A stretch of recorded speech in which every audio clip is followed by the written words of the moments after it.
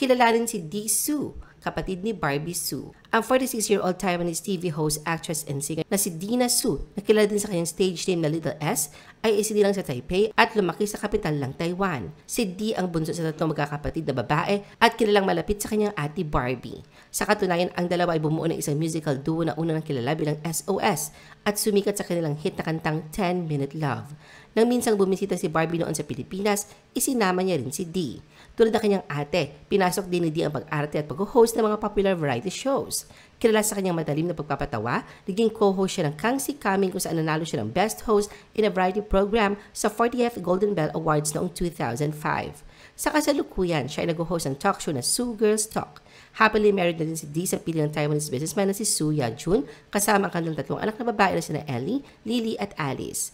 At sa biglaang pagpanaw ni Barbie, ramdam ang labis na pangungulila ni Dee na naroon ng pasasalamat na ito ay kanyang naging kapatid at nagkaroon sila ng pagkakataong mag-alaga at magsama.